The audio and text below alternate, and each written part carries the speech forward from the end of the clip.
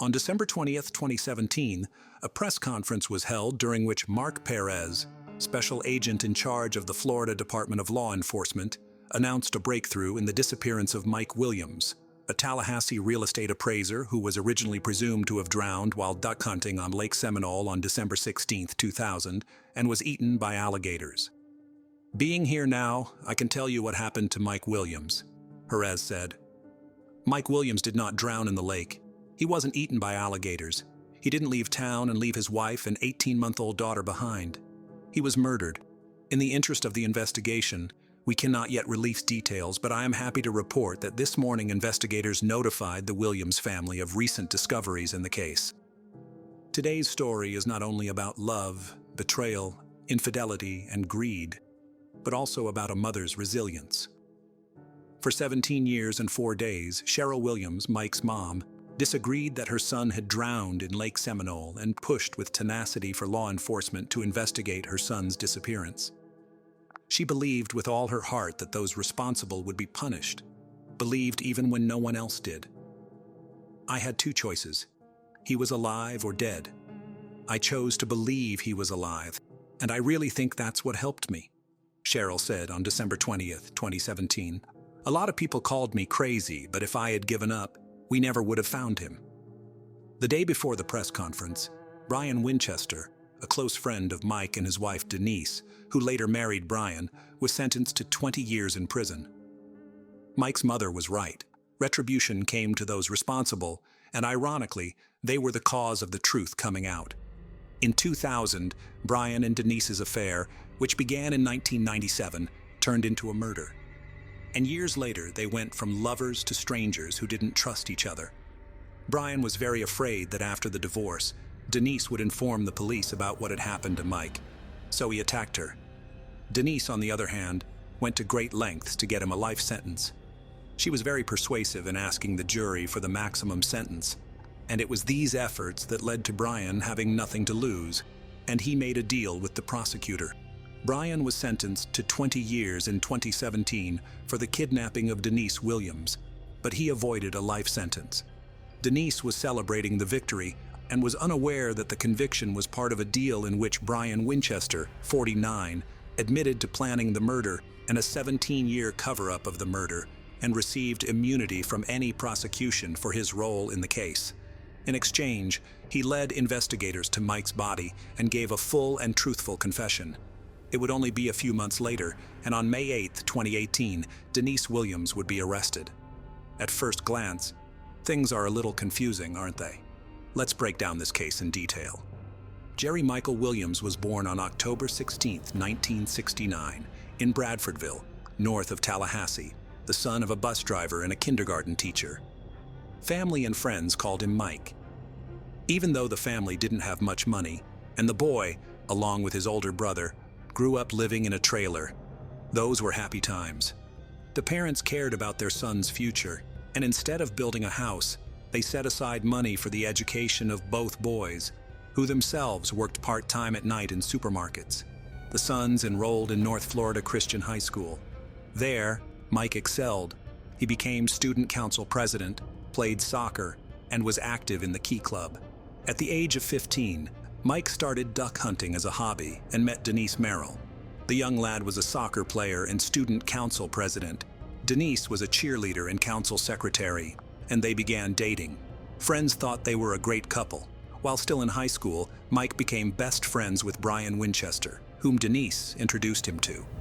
Brian later had a friend, Katie Thomas, and the two couples remained friends for the rest of Mike's life. After high school, Mike attended Florida State University, where he majored in political science and urban planning. The lovers graduated together. Denise became a public accountant. Mike became a real estate appraiser. Mike proved to be a valuable worker. He often worked 15 hours a day, and of course his career took off. In 1994, the young, successful man married Denise. It was around this time that Brian married Kathy as well. All four of them continued to stay in close contact. Mike loved his wife dearly, strived to provide for their family as best he could, and had incredible energy. At the age of 31, Mike Williams achieved considerable success. As a real estate appraiser, he was earning nearly $200,000 a year. The couple was able to afford a home in a small, upscale neighborhood on the east side of town, and in 1999 became happy parents. They had a daughter, whom the couple named Ansley. Mike's friends told me that he was always prudent. Since the young man was engaged in quite risky activities, he wanted to be sure that in case of disaster, his family would definitely be taken care of. Not surprisingly, Mike turned to his best friend, who was working as an insurance agent at the time. Ryan sold him 2 insurance policies for $250,000 and later for $500,000. In 2000, Mike's father passed away. Williams was so stunned by this suddenness that, wanting to financially secure his own family, he again turned to a friend. Brian helped Mike to insure his life for $1 million. Thus, about 6 months before his disappearance, the life of the loving father of the family was insured for almost $2 million. According to Denise, on the morning of December 16, 2000, her husband woke up early to go duck hunting on Lake Seminole, a large reservoir connected to the Apalachicola River. It was the day of their 6th wedding anniversary, and the couple planned to celebrate the date at night in Apalachicola, a small town on the bayou. The wife and daughter waited for Mike at home at noon, but he never returned. Naturally, Denise became concerned and called her father, who in turn called Mike's best friend, Brian Winchester. Together with his father, Brian drove to Lake Seminole. There they found Mike's Ford Bronco car near the boat dock. But Mike himself was nowhere to be found. The men went around to all the places Mike liked to hunt, but couldn't even find the boat. So they decided to call the police. After investigators from the Florida Fish and Wildlife Conservation Agency were called, the search for Mike began. A few hours later, a helicopter pilot found the boat drifting about 225 feet from the boat ramp. A search of the boat turned up Mike's shotgun, still in its case. Apparently, he never got to use it. The search became a rescue operation. Locals believed that before the 3 rivers were dammed to form the lake, the reservoir was the site of an orchard.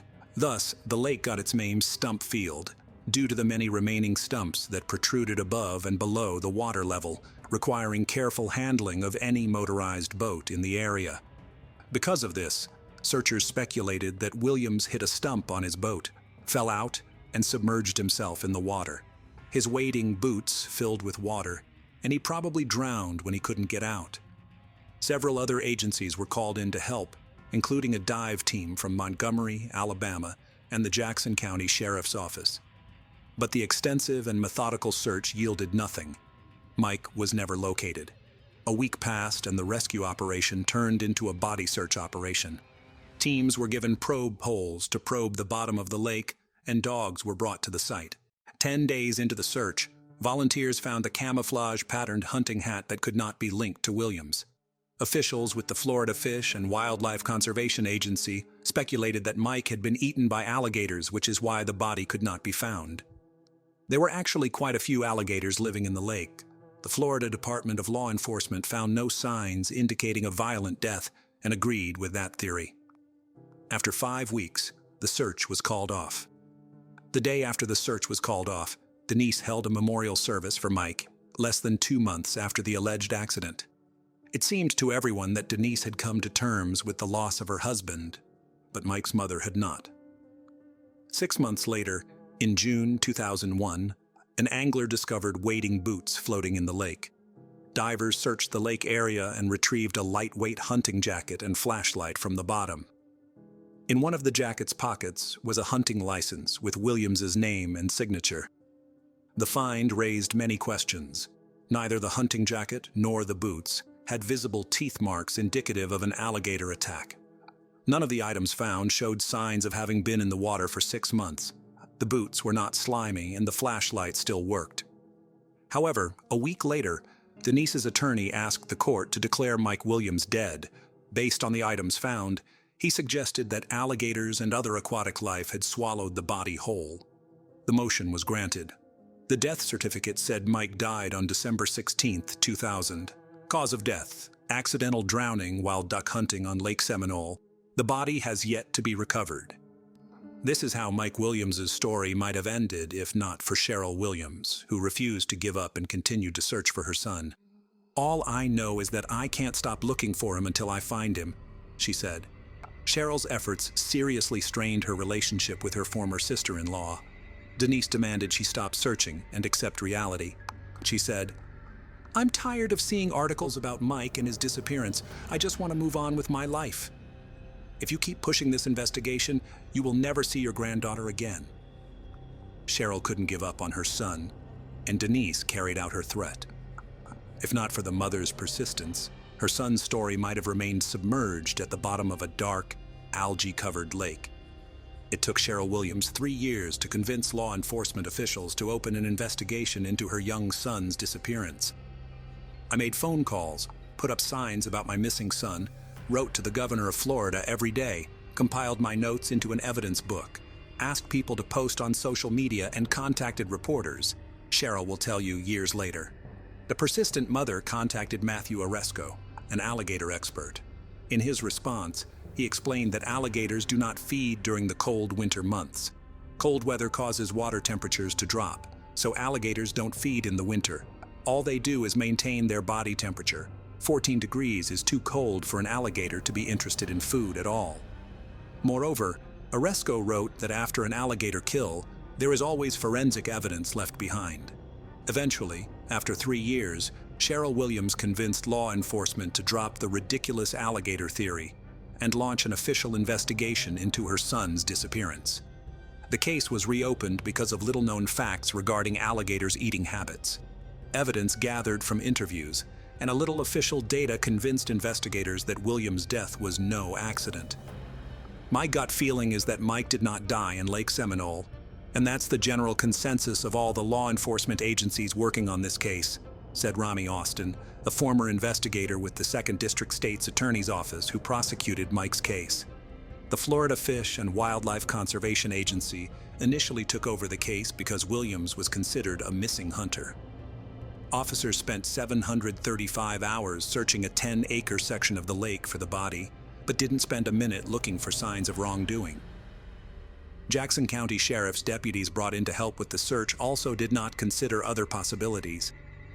Investigators interviewed everyone involved in the search, and police officer David Arnett, who was present at the scene that day, years later said, "Some things immediately look strange. Williams didn't usually hunt alone. His truck was found in an undeveloped area from which he would have had to drag the boat over mud, not on the nearby concrete boat launch he usually used. A terrible storm that night should have pushed the boat to the east shore, but it was found on the west shore. The boat's motor wasn't running, but it was full of gasoline. If Mike had been driving the boat and fell out of it, it would have continued to float in circles until it ran out of gas." Unfortunately, law enforcement began to doubt too late that they were dealing with a simple drowning.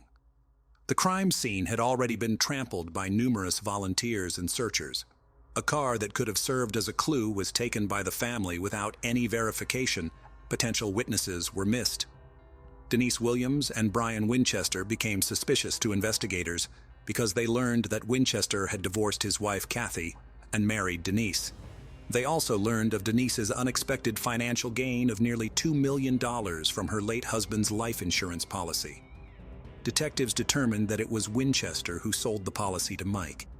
They also found it strange that Denise, as Mike's wife, did not want to have anything to do with the investigation and tried to prevent Cheryl's activity, even forbidding the grandmother to communicate with her granddaughter.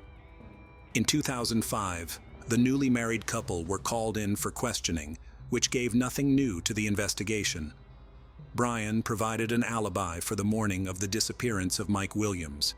He said he was 60 miles from the lake, at home, in bed, as his ex-wife Kathy could attest. He said he had intended to go hunting with his father-in-law in the morning, but overslept. Denise's interrogation also yielded no new leads. In 2008, the Florida Department of Law Enforcement announced that Mike's disappearance was not an accident, and they believe he was the victim of a crime. However, without sufficient evidence, they alas cannot prosecute. "We have suspicions, but we need proof." Another investigation failed to find out her son's fate, but Cheryl Williams did not give up again. Her efforts led to the Discovery Cable Channel doing a story on Mike's disappearance and subsequent investigations in late 2011. By then, Cheryl had become disillusioned with the Florida Department of Law Enforcement. believing it was either incompetent or uninterested in solving the case. Beginning in 2012, Mike's mother wrote about one letter a day to the governor, Rick Scott, asking him to either assign the investigation to another agency or appoint a special prosecutor to do so. Cheryl sent 2,600 letters to the governor over 9 years. In 2012, Denise caught Brian cheating and they broke up. The following year, Denise filed for divorce. After a few more years, an appraisal of the former family home was to take place, after which even property issues would no longer bind them. This event was a turning point in Mike's case. Brian didn't want a divorce. Denise didn't want to continue the relationship. They were constantly fighting, and the Williams investigation was poking fun at them. Brian would call Denise, and she stopped returning his calls. He couldn't handle the stress level. On August 5, 2016, the day a real estate appraisal was due as part of a court order, Denise left her home to drive to work at Florida State University. While talking to her sister on the phone, she saw someone climb over the back seat of her car. It turned out to be Winchester. Brian pressed a loaded gun against Denise's ribs and told her to drive straight ahead. He said he had to do that because she wasn't answering his calls. Denise tried to calm Brian down, agreed with everything he said, and promised to give him a chance to save their marriage. Brian believed it. Denise assured him that she wouldn't go to the police and report what he had just done, and Brian got out of the car. As he got out, he took the brown sheet, plastic sheeting, bleach sprayer, and tools with him. It became clear that Denise had miraculously escaped death. Denise called emergency services. Brian was quickly arrested and charged with kidnapping, which is a first-degree felony in Florida and carries a life sentence as the maximum penalty. He was also charged with domestic violence and armed burglary. The court decided to keep Brian in custody without bail. Cheryl Williams expressed hope that this development will lead to the solving of her son's disappearance case. "Brian is not going to let Denise run around alone with all that money," she told the New York Daily News. "I pray that he will tell us what really happened."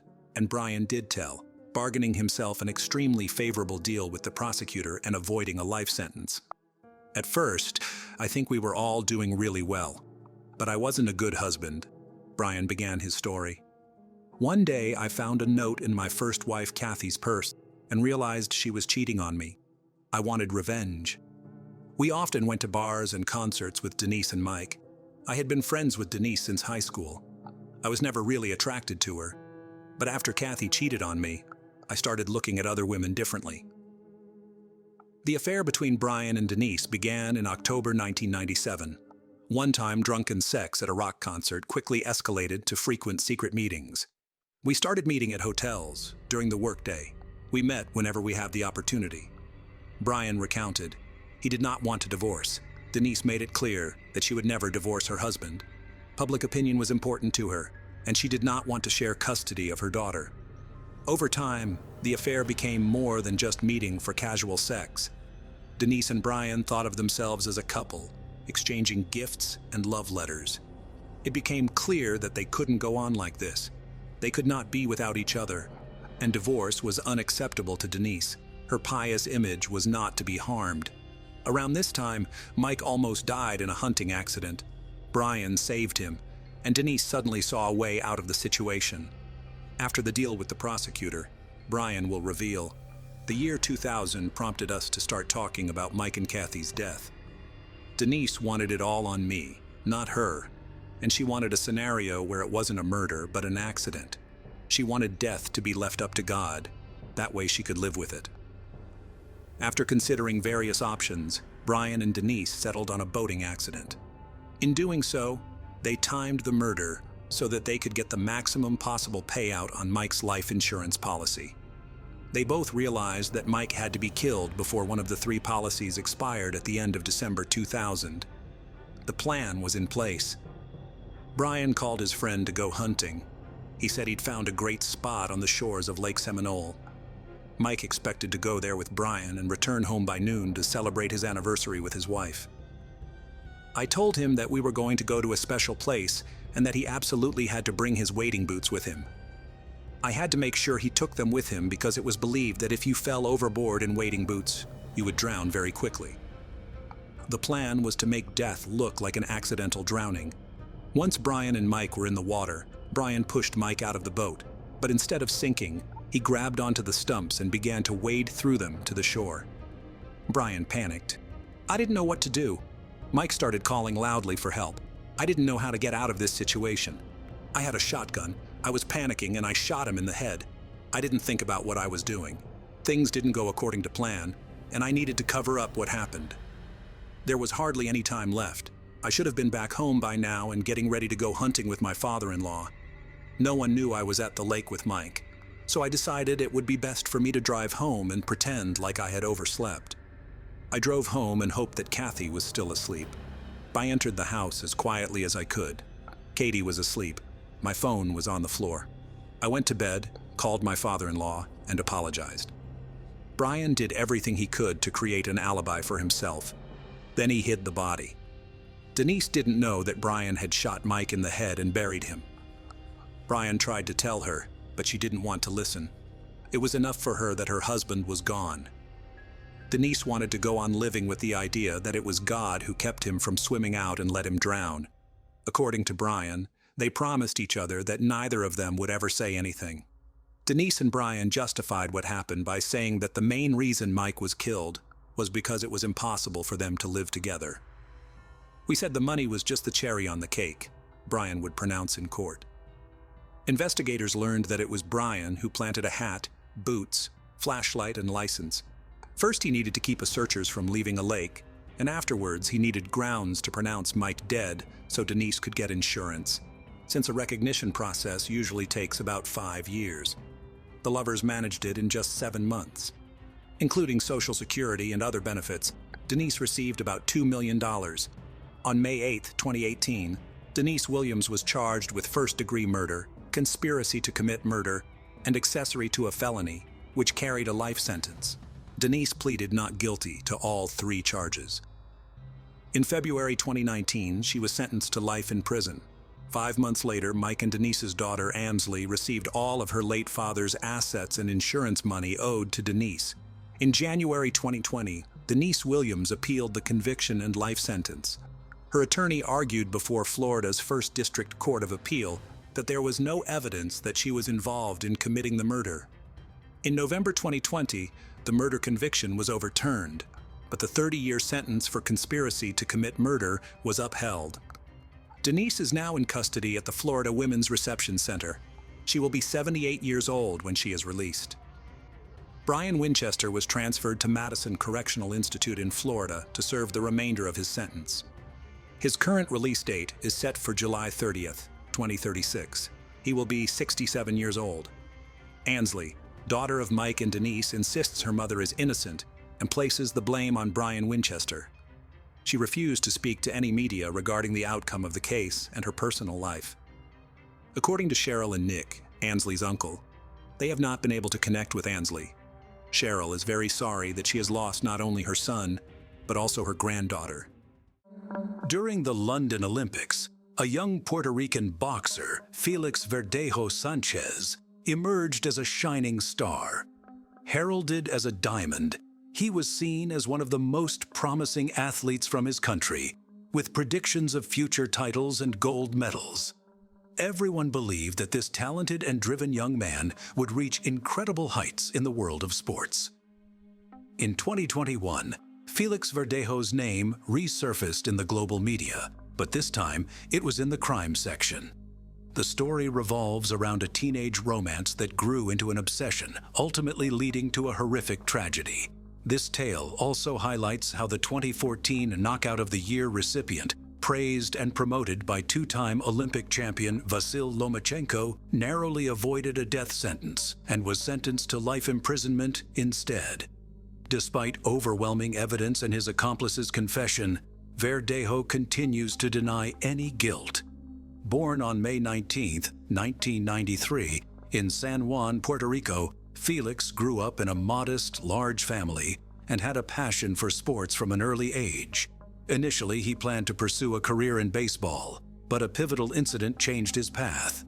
At 9 years old, after a quarrel and fight with a visiting friend's son, Felix's father suggested he take up boxing if he wanted to fight.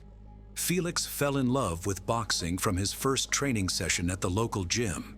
By 16, Felix won the Pan American Junior Championships, followed by his country's championship a year later. In 2012, he reached the quarterfinals at the London Olympics, marking the start of his impressive professional career. Verdejo had 29 fights, securing 27 victories. In 2014, he was credited with the year's best knockout against Sergio Villanueva.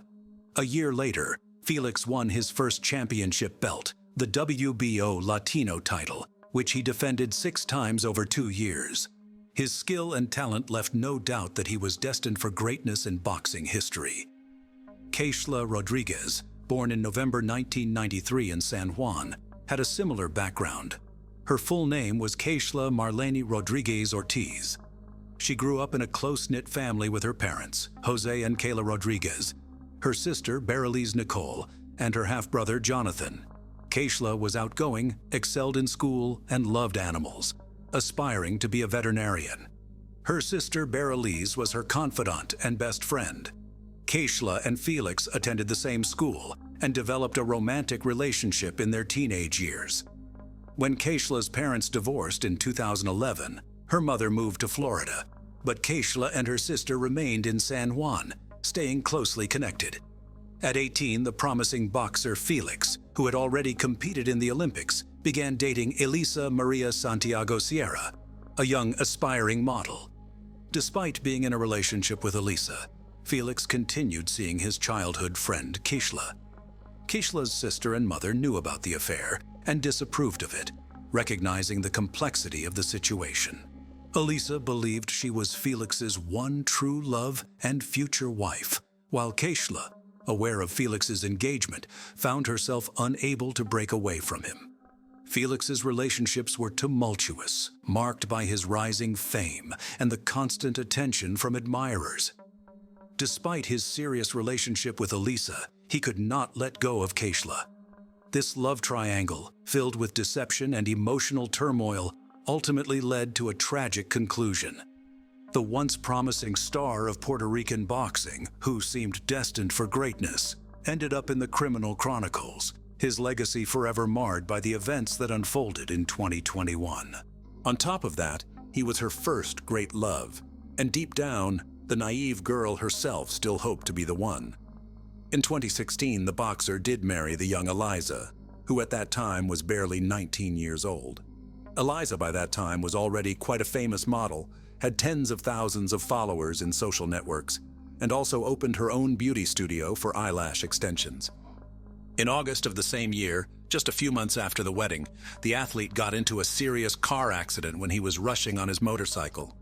He was taken to the hospital in serious condition with head injuries, bruises, and lacerations. His trainer, Ricky Marquez, seriously feared that his talented charge would go off the rails at the height of his career. But Felix, contrary to the disappointing prognosis, made a rapid recovery and soon returned to the ring. In September 2019, the boxer published in his profile in the social network a picture with Elise, who was in a large term of pregnancy. In the comment to the photo, he wrote, "Soon I will meet my daddy's princess." And a month later, he announced the birth of a daughter, who was given the name Miranda Verdejo Santiago. The young man in public looked like a loving husband, caring father, and an exemplary family man. But secretly from his wife, he continued to meet with Keishla, who could not let go. As Eliza later admitted, she guessed that her husband was cheating on her, but every time he tearfully vowed to leave his mistress. Keishla repeatedly tried to break off this painful relationship, but Felix would not let her go. She had no other men, because the boxer threatened that if he found out about the fact that Keishla had someone, not good for her and her chosen one, Keishla herself, who had fallen in love with Verdejo since high school, continued to love him despite everything. Rodriguez, as planned, connected her life with the care of animals and got a job at the Center of Veterinary Medicine and Aesthetics. Colleagues described her as conscientious, hardworking, and very responsible. She lived with 2 dogs and a cat, which she simply adored.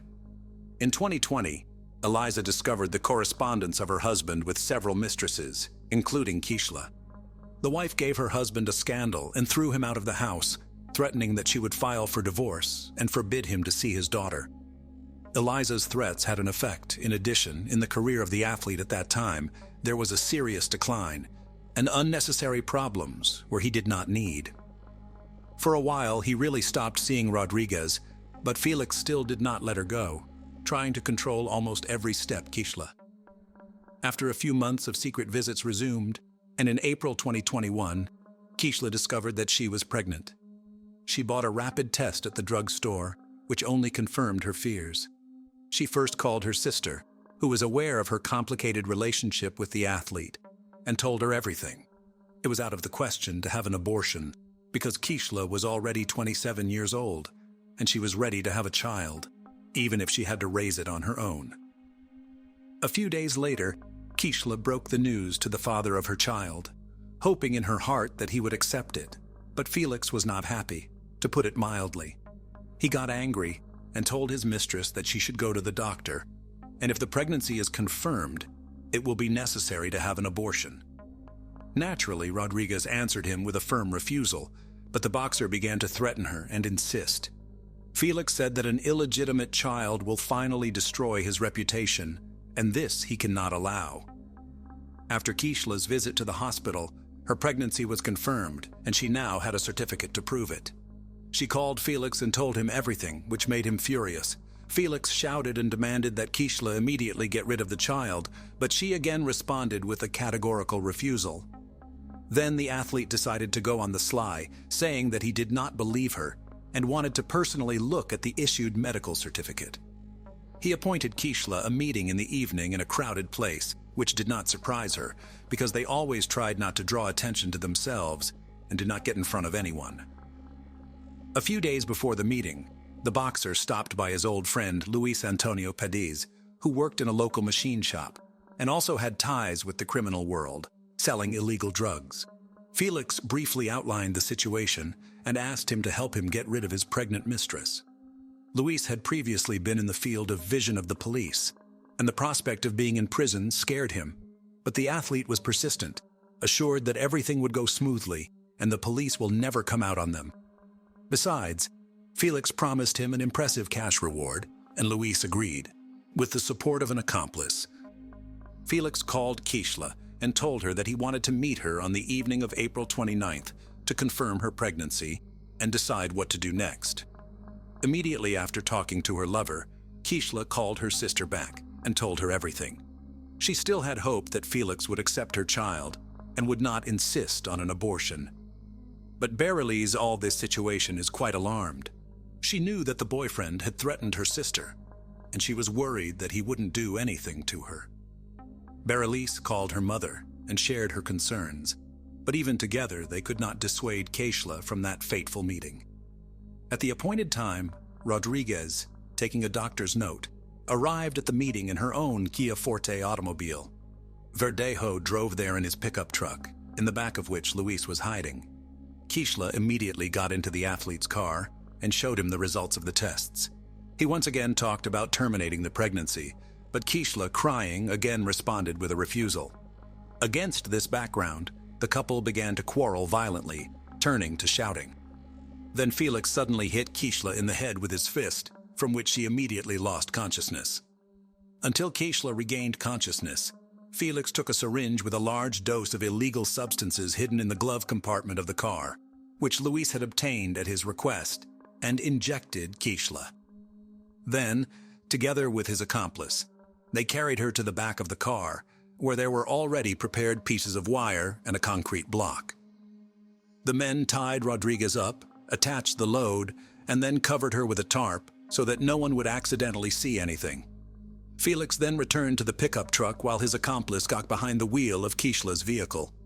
Together, they drove to the bridge over the San Jose Lagoon. It was virtually deserted at night, and the men, making sure no one could see them, threw Kishla, still alive, into the water. Afterward, however, they decided to fire a few test shots in pursuit, using the firearms they had brought with them so as not to leave the victim any chance. Having finished the massacre, each of the perpetrators went home. Kishla's co-workers were the first to worry when she didn't show up at the Veterinary Medicine and Aesthetics Center the next day. Keishla has always been very responsible and couldn't just not show up for work without notifying anyone. Since she didn't answer the phone, it was decided to contact her sister to find out what happened. After several unsuccessful attempts to contact her sister, she went to her house. No one answered the door, but Berylise had a spare key, so she got in without difficulty. However, she was met only by hungry animals who had not eaten anything for almost 24 hours. Now Berylise was already in a panic because she realized that something terrible or irreparable had happened to Keishla. She immediately called her mother and told her everything, and then reported to the police about her suspicions and threats to her sister. She also called Felix, but he claimed that he had spent the previous evening and night at home with his family and had not gone to any meeting. The missing girl's mother took the first flight from Florida to San Juan. She thought that her lover might have taken her daughter to a private clinic and paid for her to have an abortion without her consent. Kayla didn't even want to think about the fact that Keishla was no longer alive. The first thing to do was to question the missing girl's neighbors and co-workers, but they didn't notice anything suspicious and couldn't provide the investigation with any useful information. In parallel, messages about the disappearance of Rodriguez were posted on popular social networks with requests to respond to those who know anything about her fate or current whereabouts. The case quickly received wide publicity, and when it became known that the missing girl was in a long-term relationship with a famous athlete and was expecting a child from him, reporters literally lined up to interview any of Rodriguez's family members. The relatives did not hold anything back and spoke out about their suspicions, among other things, blaming Felix for the incident. On April 30th, Keishla's car was found abandoned on the east side of the city, with her documents and personal belongings inside. No signs of struggle were found in the interior, giving a faint hope of finding its owner alive. On May 1st, a passerby strolling on the bridge over the lagoon saw a strange shape resembling a human body in the shallow water. He reported his discovery to the police, who soon recovered from the water the body of a young woman, presumably the same one the whole city had been looking for several days. Members of the Rodriguez family, who arrived to identify the body, hoped to the last that it was not Keishla, but their hopes were not realized. The body had been in the water for several days and changed a lot. But the girl was immediately identified by a remarkable tattoo on her arm. When news of the gruesome discovery hit the press, the residents of the city revolted and began to go out to spontaneous rallies, demanding punishment for those responsible. The same day, Verdejo was detained and taken to the police station for questioning, but the athlete categorically denied his involvement and claimed that on the night of Keishla's disappearance, he was at home with his family. As there was nothing to charge him, Felix was released on his own recognizance. One of the key witnesses was the athlete's legal wife, who at the first interrogation admitted that she was aware of his affair with Keishla, but that she had heard about her rival's pregnancy for the first time. On top of that, she did not confirm her husband's alibi, saying that he was not at home on the night of the murder. The first thing investigators did was check traffic surveillance footage on the way to the bridge from which Keishla was thrown. That's how they found Felix's pickup truck and the victim's car traveling behind each other. But the Kia Forte was clearly not driven by its owner. On the same day, the boxer's car was seized for examination, and in its body they found some hair of the deceased. Luis was the first to surrender to the police, promising to tell the whole truth in exchange for a reduced sentence.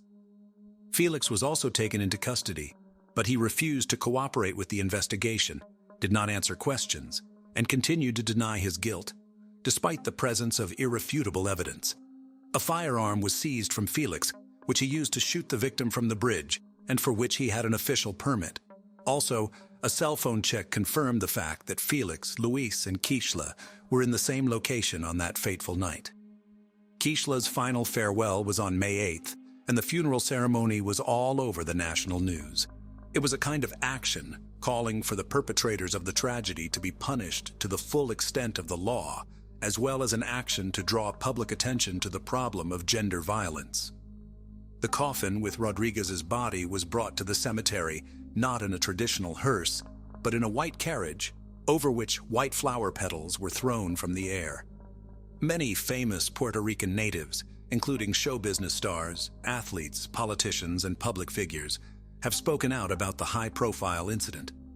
Verdejo was charged with carjacking, kidnapping, premeditated murder, and the murder of an unborn child.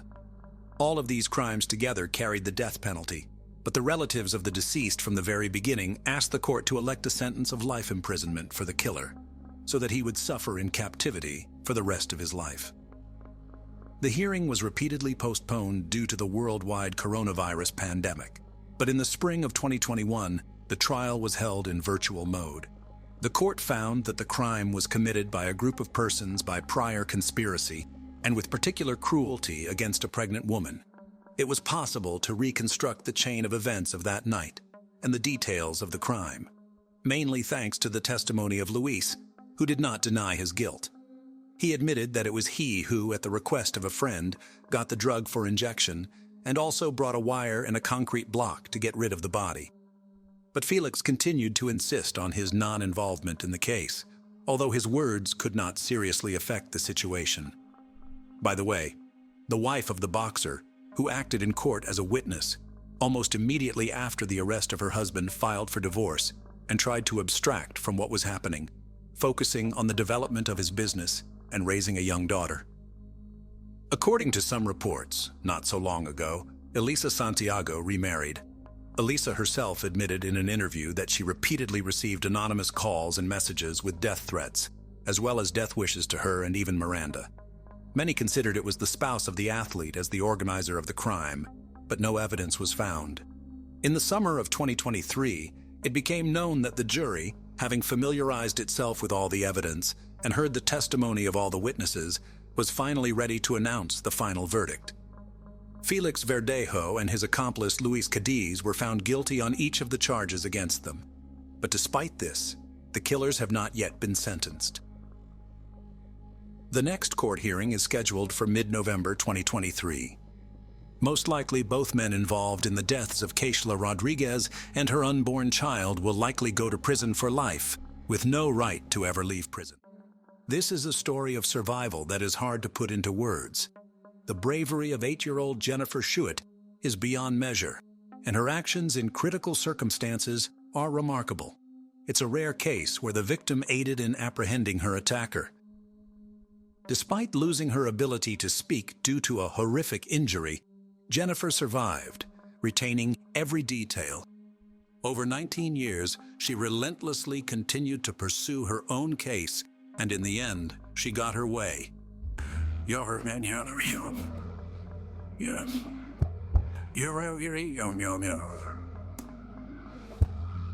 Yes. No. Jennifer Schuett, an 8-year-old schoolgirl, had recently finished school.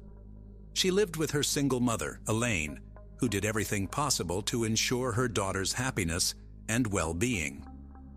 Elaine worked multiple jobs to support the family and provide Jennifer with a joyful childhood.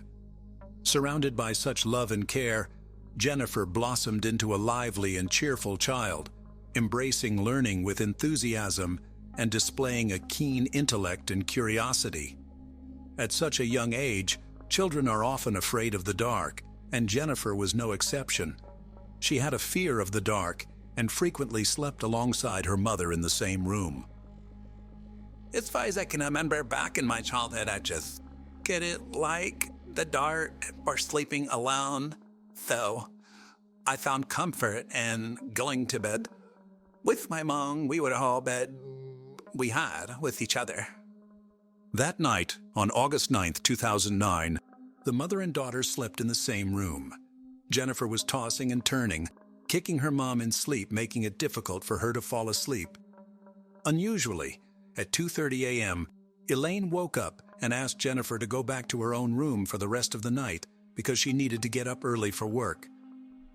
Understandingly, Jennifer responded to her mother saying, "Just because I love you, Mom, I'm going to sleep in my own room tonight," and went to her room. Elaine would later regret this decision for a long time, but at that moment, she couldn't know what would happen next. The following morning, Elaine discovered that Jennifer was missing when she went to wake her up. She noticed that the window facing the parking lot was wide open. Elaine promptly called 911. Upon the police's arrival, she recounted that she hadn't heard any noise or screams after Jennifer went to her room. It is worth mentioning that their apartment was on the first floor, and the windows in Jennifer's room overlooked the parking lot, leading Elaine to fear that someone might have seen Jennifer and entered the room through the window. Elaine realized that their apartment was not the ideal living situation for her and her young daughter, but it was the best they could afford at the time. Nevertheless, Elaine's parents decided to help her and their granddaughter with a new place to live. They purchased a small house nearby and renovated it. Jennifer and her mother were supposed to move there in a few months, and they had been there the day before Jennifer went missing. They were working in the garden, where Jennifer was bitten by mosquitoes, which prevented her from sleeping peacefully that night. After her daughter's disappearance, Elaine was devastated. She said that Jennifer was all she had and pleaded for her return. The police worked tirelessly to locate her. Luckily, Elaine didn't have to wait long for news. Around 6:30 p.m. that same day, the police received a call from parents whose children were playing in a field and accidentally stumbled upon something. To their horror, they realized it was the body of a young girl. Upon arriving at the scene, the police found the body of 8-year-old Jennifer Schuett lying in the middle of the field, 5 kilometers from her home. Jennifer's condition was grave, but she was still breathing. Jennifer's condition was grave. Her throat had been cut from ear to ear. The main life-threatening injury for Jennifer was a wide wound on her throat, which caused her to lose a lot of blood and made her extremely pale and weak.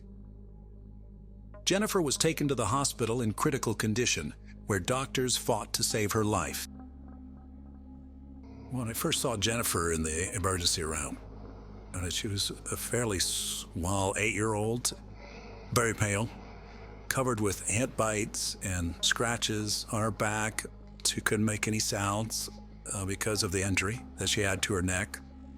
Fortunately, after the operation, Jennifer's condition stabilized and the bleeding stopped. We completed her surgery. Her airway is stable. She's not bleeding. So we're very hopeful about her survival. When she regained consciousness after the surgery, her behavior underwent a sudden change. It turned out that she was afraid of all men. I was kind of a hard patient to deal with because I had a lot of male doctors and I was scared of males.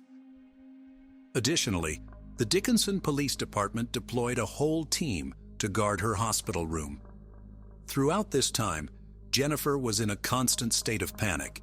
She even hit a doctor in the stomach when he tried to approach her. Elaine tried to reassure her daughter, explaining that all these people were there to care for her and help her. However, Jennifer didn't trust anyone. Her behavior became more understandable when she finally revealed what had happened to her that night. We knew that we had a survivor that couldn't speak. The challenges were to extract information from her.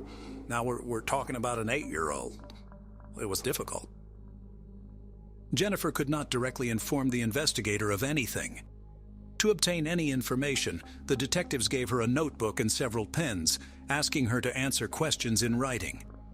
Due to her fear of men, Jennifer wrote notes to her mother, who then passed them to the officer. Jennifer's responses were surprisingly precise, detailing the events accurately. Despite being only 8 years old, she displayed remarkable intelligence for her age. She started by going into her room, turning on the light, and picking up a book to read, hoping it would help her sleep, which it did. Jennifer fell asleep. The next thing she knew, a stranger was carrying her out of the house. He was running with me, hearing me down the sidewalk, and I immediately tried to scream that he covered my nose and mouth. Afterward, he placed Jennifer in the car, claiming to be an undercover police officer. She later confessed that she immediately felt that something was wrong. Looking around, she saw her mother's car in the parking lot, so she was confused about where they were going and why. On the one hand, she knew that the police were good guys, but on the other hand, her mother had taught her not to trust strangers. As a child, I wanted to believe him, but the part of me that had just learned about strangers in school, the part of me that was scared of the dark, knew that there was something really wrong here. As they passed her grandparents' house, Jennifer told the stranger that he could drop her off at their house, to which he replied, "I can't because they're not home."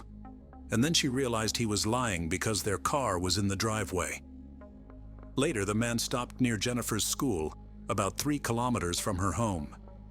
He then said to watch the moon carefully. When it changed color, her mother would come for her. I remember anxiously waiting for the headlights, but they never came.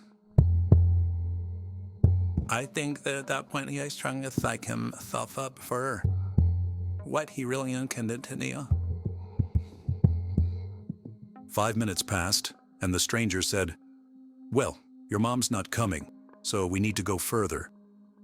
They drove a few more blocks to a dead-end street where the strangers stopped the car. Jennifer tried once again to make sure he was a real policeman. I was interrogating him. I was wanting him to print to me that he was a police officer. I wanted to know, where's your gun, where's your badge? He told me once parked that his gun was in the back seat. Jennifer turned around to search for it, and at that moment, the suspicious policeman took off her underwear. Jennifer is unsure of how long she was in the stranger's grip because she blacked out. She first regained consciousness when he was dragging her through the field by her ankles. Despite the excruciating pain from twigs and stones digging into her back, Jennifer pretended to be dead and stayed silent, realizing this was her chance to survive. He let go of her feet and left her in the field. Jennifer only heard him walking away. Then she heard his car door slam and him drive away. I realized I couldn't scream, and I couldn't figure out why. I had just enough strength to throw my right hand on top of my neck, and that's when I felt this gaping wind. And I lifted my hand and I was full of glad. Since the exact time of Jennifer's disappearance is unknown, it is believed that she lay in the field for 12 to 14 hours. When the sun set, she saw the lights of passing cars.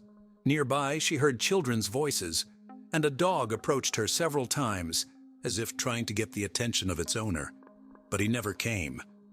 Throughout, she was bitten by fire ants, which helped her stay conscious. Anytime I would come to, I would be in disbelief that I hadn't died yet. Jennifer said she wasn't afraid and had even accepted that she might not survive, but suddenly she heard children's voices nearby, and at that moment, something hit her leg. The next time Jennifer regained consciousness, she heard a police officer repeating, "You've been found, you're gonna be okay, just please stay with me, please stay with me." And I remember being put into the life flight helicopter. This story was very challenging for young Jennifer, as she couldn't speak and had to write everything down on paper. Moreover, her fear of men complicated the situation, so her mother asked all the questions, and Jennifer's answers were relayed to the officers who were behind the door. Incredibly, 8-year-old Jennifer even managed to get the stranger's name from him. I just remembering his name, and so I wrote, he said his name was Dennis. I remember then that he looked griefy and like he may have had a scar or something on his face. 4 days after her disappearance, the police requested the services of forensic artist Lois Gibson, who communicated with Jennifer solely through gestures and notes. Despite these challenges, they managed to create an incredibly detailed composite sketch. It was shown to the public in hopes that someone would identify the man. Meanwhile, the police continued to comb through the crime scene and found Jennifer's clothing about half a mile away, along with a man's shirt and underwear. Although there was hope that DNA on the clothing would lead to the perpetrator, no matches were found. Jennifer's recovery was gradual. She showed remarkable resilience despite still being a child. There was a moment when she got upset over a chocolate bar she couldn't eat, screamed in frustration, and a faint sound escaped her mouth. Doctors were shocked because her vocal cords were almost severed and they never expected them to heal, but somehow they began to mend. I like to say I hadn't set up then. Soon after, Jennifer was discharged from the hospital. She not only returned home, but also went back to school. After completing her schooling and college education, Jennifer decided to pursue a career as a children's librarian. However, she never forgot what happened that night. Each day felt like a hunt for the criminal. It could be anyone. This could be our neighbor. This could be someone at the post office, someone at the grocery store. If he watching enough, is he going to come back and finish me off? Fortunately, Jennifer met a guy named Jonathan, and for the first time in many years, she trusted a man and they fell in love. However, at the same time, the trail of her attacker grew colder. The chances of him being found were slim, and the case showed no progress despite being passed from one investigator to another.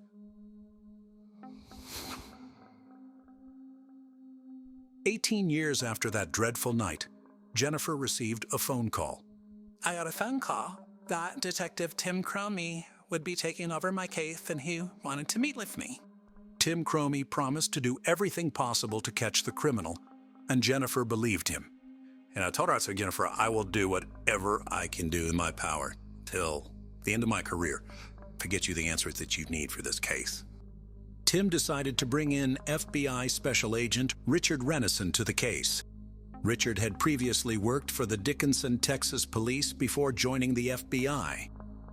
Tim and Richard discovered the significant amount of evidence collected on the day Jennifer went missing and immediately after she was found, with Jennifer's underwear being particularly crucial, as well as the perpetrator's shirt and underwear. They sent a DNA sample found on the clothing to Quantico, Virginia. Although detectives knew that technology had advanced significantly in 19 years, they understood that the case's age meant it would not be a priority in the lab.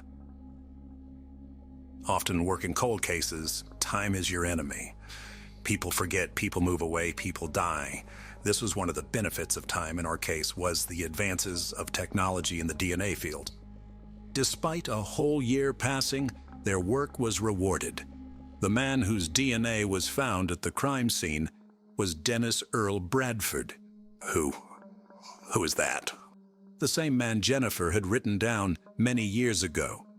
It turned out that the 8-year-old girl had been incredibly accurate in her descriptions. Jennifer was 8 years old, on pain medication, couldn't speak, and hand wrote down, he said his name was Dennis. At that point, it was monumental that this girl was so accurate. Of course, later we found out how accurate she was on everything. Dennis Bradford, 39, lived in North Little Rock, Arkansas, and his DNA was logged into the national database following an assault on a woman he met at a bar in 1996. Although sentenced to 12 years in prison, he only served 4. On February 4, 2000, Dennis was conditionally released. Less than a year later, police arrested Bradford for driving under the influence less than half a mile from his home. He remarried and worked as a welder until his arrest in 2009. Tim Cromie and Richard Renison investigated the link between the suspect from North Little Rock, Arkansas, and the small town of Dickinson, Texas. It turned out that the man had been arrested in Dickinson in 1987, 3 years before Jennifer's attack. At that time, he had 2 addresses within 2 miles of Jennifer and Elaine's apartment. To confirm his identity as the kidnapper, detectives requested a 19-year-old photo from his driver's license. When they saw the picture, they were stunned. He looked like a copy of the composite sketch created with the help of 8-year-old Jennifer. You're a cancer for sure. Yes. You're out because you got in contact with her. Yes. Told about it. No. I didn't tell her. Obviously, it's supposed you are, but I think you will. If you will see her, I think you need to and tell her. I really did. I said to because you are, yeah, for freedom and counsel. You are.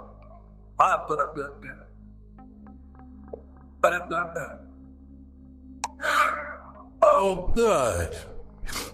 You're very peppered. Yeah.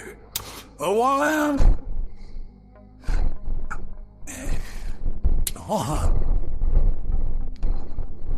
Well, yeah, don't let you go for it. I had great there. Oh, hurling or cards. Yeah. Bye. Oh, idea. You want me back 2 days while you're already. Yeah, and yours to not. Dennis Earl Bradford was arrested on October 19, 2009. He insisted he didn't know Jennifer, couldn't recall why he had stopped near her apartment, and couldn't comprehend why he had treated her so cruelly. Dennis also revealed an interesting detail that investigators didn't know. After the attack, he was overwhelmed with guilt, and he attempted suicide with a shotgun. Bradford wanted to pull the trigger but changed his mind. Afterward, he was admitted to the psychiatric ward, which happened to be the same hospital that Jennifer was still in. Even at that time, he was so close to her. Immediately after the interrogation, detectives informed Jennifer that the criminal they had been searching for 19 years was arrested. When they called me that morning and told me that they really arrested this person, Dennis Earl Bradford, it was the most surreal moment of my life. Meant everything to me. Later, Jennifer Schuett expressed her gratitude to the detectives for fulfilling their promise. Above all, I'd like to thank the detectives getting Conley, but the Dickinson Police Department, her special agent, Richard Renison with the FBI, for all of their hard work and dedication over the last year and a half. As far as Thomas from day one, never giving us all my faith, and bringing in my life to create my determination. She also admitted her anticipation of facing Dennis Bradford in the courtroom. Since Bradford was willing to plead guilty and not drag out the trial, Jennifer was given the opportunity to select a court date. She chose August 10, the 20th anniversary of the attack. I remember staying up late, endless nights, trying to perfect my victim impact statement, writing and erasing and writing again and erasing again, just trying to perfect what I wanted to say. I had 19 years worth of things to say to this person. However, it was not meant to happen. On May 10, 2010, a few months before the trial, Dennis hung himself in his jail cell. Feeling that her right to see the case through to the end had been taken away, Jennifer went to Dennis's grave and read aloud what she wanted to say in court. Dennis Bradford, you chose the wrong little 45-pound, 8-year-old girl to try and hurt her, because for 19 years, I've thought of you every single day and helped in searching for you. In my heart, I knew you were out there. And now I know, listening to my heart all of these years and never giving up on finding you, I was right. After finishing her speech, Jennifer turned to her husband and said, "I wonder if he heard me." At that moment, a fiery ant bit her leg. Jennifer took it as a sign from God that he had heard her loud and clear. Despite the horrific events caused by Dennis's actions, Jennifer faced yet another challenge in life. As a result of the trauma caused by Dennis, Jennifer almost lost the ability to conceive a child. However, amidst the darkness, there are shining examples of kindness, such as Dr. Craig Witz. After hearing Jennifer's story, he generously offered his services to her twice, free of charge. At the end of 2012, the couple welcomed their daughter, Jenna, and later their son, Jonah. It's like, thanks me, who would have thought they're really my happy ending. Although the criminal tried to silence her and take away her right to be a mother, he failed. Jennifer desires for her story to be shared, not for her own sake, but for others who have endured similar ordeals and must cope with them every day. She says, "We've gone through something in life that we can talk about. but it's worth sharing it with others to instill hope. I hope this inspires you to use your voice to help someone else," Jennifer added at the end. I am not a victim, but instead notorious.